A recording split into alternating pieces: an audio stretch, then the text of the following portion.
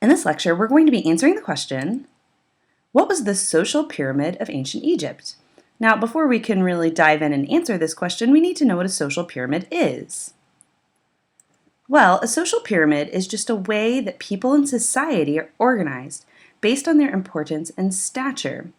So, to kind of discover this a little more, let's go ahead and look at a picture of the ancient Egyptian social pyramid. So you can see here we have this large triangle or pyramid with different people placed on it. Let's just look at the bottom first. In this bottom row, we have servants and slaves. Now they are at the bottom of the pyramid because there were lots of them. There were more servants and slaves than any other people in society, and because they're the least important. They don't have much social standing. They're pretty much the bottom of the barrel in terms of society. Next up, we have peasant farmers and workers. Now they're still pretty low down and there's lots of them, but they're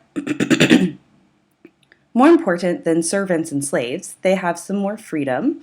They have some more responsibilities as well. Next up, we have the skilled artisans and craftspeople.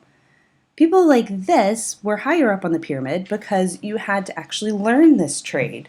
And to do that, you might have to work as an apprentice with somebody to learn it. So that made you a little bit more important than a farmer or just a standard worker, but not quite as important as people next up on the list, the scribes. Scribes were extremely important in Egyptian society. Think for a second, why would scribes be so important? Well, if you're thinking because they get to document everything that's happening, then you'd be right. Not everybody could read and write. It was something that took a lot of training, starting from around the age of 9, to be able to become a scribe and learn how to read and write.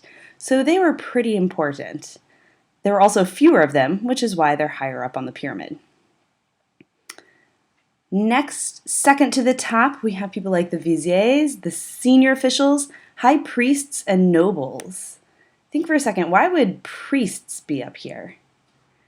Well, the ancient Egyptians were very religious people, as we've learned, and priests were very important because they were a communication with the gods and they would educate people about the religion, so they were very important.